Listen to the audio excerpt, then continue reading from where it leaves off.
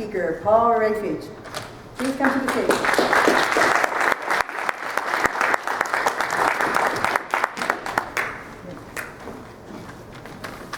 Are you ready, Paul? Yes, I'm ready. Please start recording. Paul Rayfield. Mom Spaghetti. Mom Spaghetti. Paul Rayfield.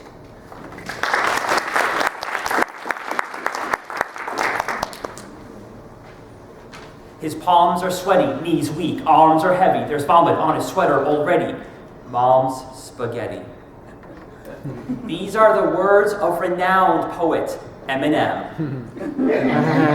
Fellow Toastmasters, honored guest, contest chair, did you ever feel like you were about to taste Mom's spaghetti a second time around?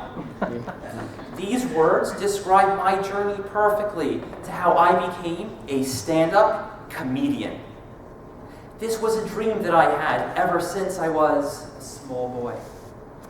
I finally had the courage to pursue this dream several years ago. My journey started in a church. Not in church, just outside of church, in my car. I remember stepping out of my car, checking the mirror, making sure all my hairs were in the right place, making sure my clothes was perfectly straight. I look over to my left, and I see a clown. This was your classic clown. He had the red nose, the suspenders, the big floppy clown shoes. I didn't know it at the time, but this clown was going to be my closer. You see, I was at a church carnival about to make my debut as a stand-up comedian. I remember going over to the host of the organization, and he led me to the stage area. I had my cards in my hand with all of my jokes on them. I was ready. When it was my turn to go, I delivered my jokes directly into my cards. After it was over, I looked up at the audience, and all I saw was one little girl. She was glaring at me, eating her ice cream, staring with such scorn and judgment. And I was looking back at her. I had no idea what just happened. I was probably more confused than she was.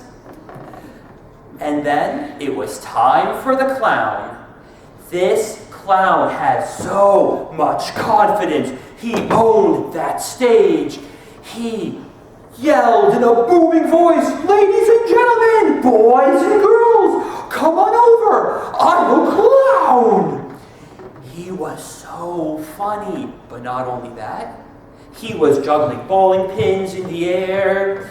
He was pulling string out of his pocket. He was balancing a ladder on his chin and then on his nose. I looked at him, dumbfounded. I know he's a clown, but in that moment, I've never been more depressed in my life. This dream that I've had ever since I was a small child, I could feel it slipping away from me. Maybe I wasn't ready. Maybe it just wasn't meant to be. I realized I had stumbled, but a stumble is still a step. And I thought back to Eminem's poem. The next line goes like this. He's nervous, but on the surface he looks calm and ready.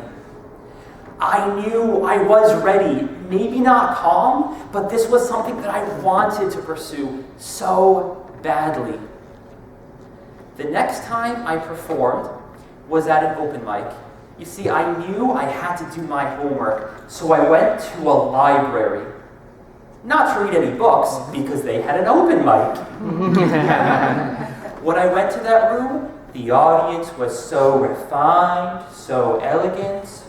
They read poetry, they sang beautiful songs, and then I go up to the stage, and I talk for 5 minutes about toilet paper. It was so awkward. The silence was deafening. People were in the audience, exchanging nervous glances, avoiding eye contact. I realized I had stumbled again. But a stumble is still a step. My next venue, I decided to go to a bar, which was great because at that point I needed a drink. Now at that time, people were talking about the big trial between Johnny Depp and Amber Heard. I was following it closely because it was really interesting, but also because I was writing down jokes about it and honing my skills. I went to the bar, and when I looked out at the audience, I noticed they were young and they were drunk, my kind of people. What could possibly go wrong? I went up to that stage fully prepared, fully ready to execute. I performed my material. It was met with applause and laughter. It was the most beautiful sound I ever heard in my life. And not only that, the comedian who came up after me, she even referenced my material and she called me a comedian. Oh, this was all the validation I needed. Fellow Toastmasters, my journey wasn't embarrassing. It wasn't even all that awkward. I learned that a stumble is still a step. Fellow Toastmasters, wherever you are, don't give up on your dreams. Continue to stumble. Continue to step forward. Back to you, contest chair.